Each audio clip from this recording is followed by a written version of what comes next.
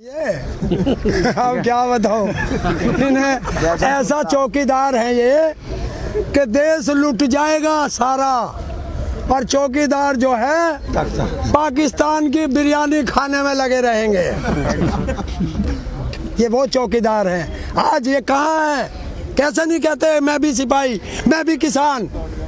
वहाँ बेटियों की इज्जत लुट रही है, शमशान घाट से मुर्दे वापस घरों में आ रहे हैं, किसान सड़कों पे हैं, 126 शहादत हो चुकी हैं। आज कोई किसान बनने के लिए तैयार नहीं है। इस देश का दुर्भाग्य है और इन्हें पता नहीं है कि इसी किसान का उगाया अन्न खाते हैं। और अगर जो कहे मैं किसान नहीं हूँ, मेरा उनसे अनुरोध है कि या तो किसान का अन्न खाना छोड़ दें, वरना तो रामदेव का मूत पीने को भी नहीं मिलेगा।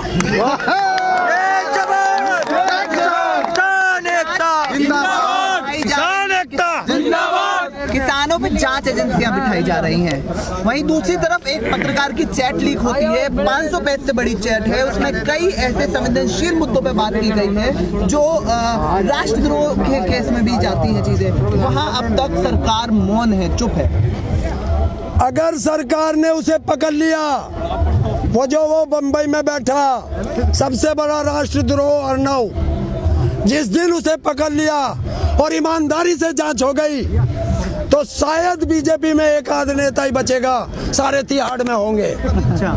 और सारे राष्ट्रद्रोह में कैसे उसको पता चल गया कि 3 दिन पहले पता चल गया कि पुलवामा में हमला होगा, बालाकोट।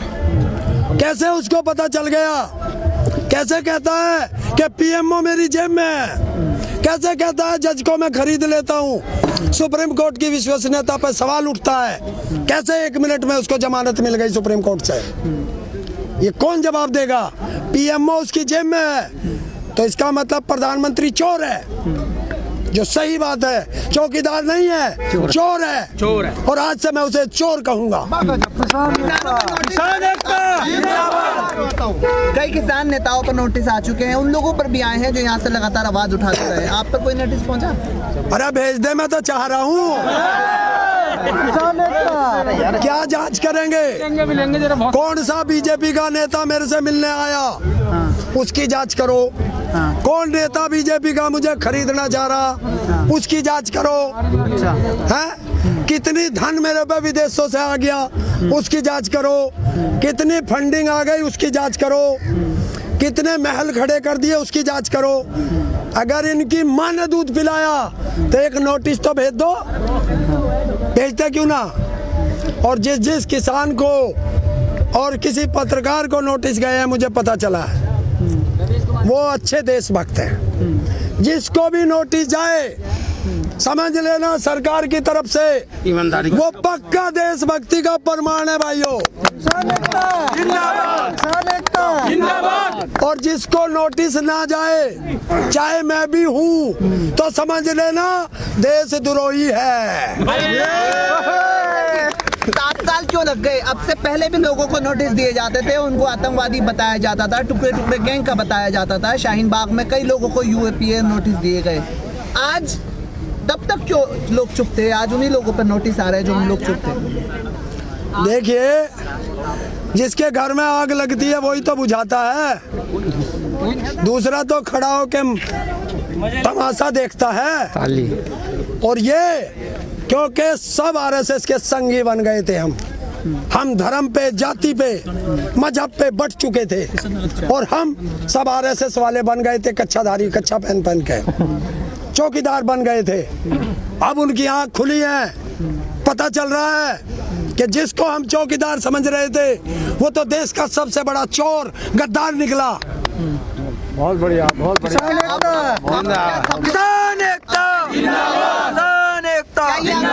में यूनिटी ला पाया है? देखिए, यूनिटी बढ़ रही है, अभी थोड़ी कमी है, और बढ़ानी पड़ेगी। और मैं कहता हूँ, जो घरों पर सोए हैं, निकलो 25 तारीख के लिए बॉर्डर पे। कुछ को मैं जगह देता हूँ, कुछ को आप लोग जगह देना। प्रदेश में कई किसानों को गुंडा एक्ट के तहत भी कार्रवाई की जा रही है, अलग अलग नोटिस जा रहे हैं, रोका जा रहा है। कैसा देखते हैं? ये दमनकारी है। और मैं उत्तर प्रदेश के मुख्यमंत्री ढोंगी बाबा से बात कर रहा हूँ कि इस तरीके से किसानों को, मजदूरों को और देशभक्त लोगों को परेशान करना छोड़ दें, वरना ऐसा ना हो जब सत्ता बदलेगी 3 मुकदमे के अंदर यही ढोंगी बाबा संसद में औरतों की तरह रोया था, तो फिर दूसरी सरकारों के लिए रास्ता खोल दिया इन्होंने। जब दूसरी सरकारें आएंगी तो वो इन पे कितने मुकदमे करेंगी। ये इन्होंने जो हमारे देश की परंपरा है उसको नष्ट पहुंचा रहे हैं। जिस तरह से लगातार चीजें हो रही हैं, कल की बैठक से क्या उम्मीद लगाते हैं आप? जितनी पिछली से थी इतनी इससे है। कितनी थी पिछली से? बिल्कुल भी नहीं थी और इससे भी ना है, और अभी तो लंबा चलेगा। अच्छा, तो क्या ऐसे ही ठंड निकली है, आगे भी ऐसे निकलेंगे? अरे यार 90 महीने का, वो 9 महीने का तो हमें एक्सपीरियंस है। अच्छा, और अभी तो कितने दिन हुए, 2 भी ना हुए अभी पूरे, तो अभी तो 7 महीने बाकी है। अच्छा, हाँ।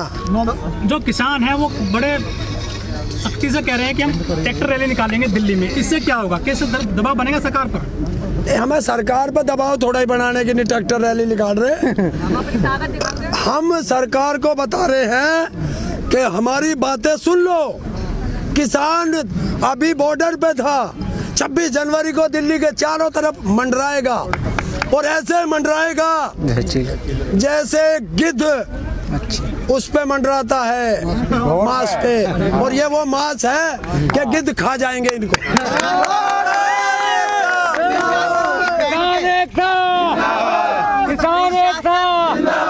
शासन की बैठकें चल रही हैं कि आने देना है किसानों को अंदर या नहीं आने देना है, लॉ एंड ऑर्डर बिगड़ जाएगा। हाँ भाई, पाकिस्तान से आतंकवादी आ रहे, चाइना से वो आ रहे होंगे बोने से, या अमेरिका से वो FB कौन सी है उसकी, ट्रम्प की आ रही है। अरे दिल्ली इनके बाप की है, दिल्ली हमारी, जब चाहे जब जाएंगे, जब ना चाहे नहीं जाने के। और जो रोकेगा, थोड़ा सा मैं बता रहा हूँ, अब के तो छोड़ देंगे पीटने से। 17 मार्च को आ रहा हूँ, मुझे रोक लियो, ना कोई बाबा रोकेगा ना किसी का कहना मानता। 17 मार्च को देश का विकलांग पहुँचेगा 11 करोड़, और जो रोकेगा वो इट्ठू से ही ठोकेंगे। बिल्कुल ही बिल्कुल। लेकिन सुप्रीम कोर्ट ने तो ये कह दिया है कि दिल्ली पुलिस देखेगी किसको आने देना है, किसको नहीं आने देना है। ये कोर्ट लायक मामला नहीं है, इसलिए दिल्ली पुलिस के पाले में डाल दिया। तो दिल्ली पुलिस क्यों तो कह रहे हैं, तो हमारे बालक है। एक बार फिर से जवान और किसान आमने सामने होंगे। देखिए, इनका मकसद है कि आपस में जवान और किसान से सीमा पर मरे और लड़के मरे। तो ये किसानों को मारने की एक साजिश है, और हम उस साजिश में नहीं फंसेंगे। हमारा काम है दिल्ली जाना, शांतिपूर्वक जाएंगे, कोई किसान हाथ नहीं उठाएगा। हरेंद्र जी, किसान आंदोलन चल रहा है, करीब 2 महीने हो गए हैं दिल्ली NCR में। क्या आपको भी लगता है कि तांडव फिल्म जो रिलीज की गई है, जो वेब सीरीज है, उससे समाज को बांटने की कोशिश की गई है सरकार द्वारा? भाई वो मैंने देखी नहीं, क्योंकि फिल्म मैं देखता नहीं तो उसमें मैं ज्यादा नहीं। वैसे ये क्या होते हैं पिक्चर, नाटक पिक्चर क्या होते हैं, ये मनोरंजन। क्योंकि नेशनल मीडिया में वही खबरें चल रही है तांडव की। अरे वो नेशनल मीडिया कौन है अभी बताए तो? एक तो इनका फुप्पा आ गया सामने, अर्नव चाचा वो बैठा सुधीर चौधरी है, और मामा इनका बैठा वो रजत शर्मा, तो सारे तो इनका कुनबा। कहाँ नेशनल मीडिया? क्या राष्ट्रीय मीडिया सही से काम नहीं कर रही है किसानों के लिए? अगर मीडिया काम करती तो 7 दिन के अंदर 1988 में बोट क्लब से हम जीत के गए थे। 1 हफ्ता नहीं लगता, ये बिल वापस हो चुके होते।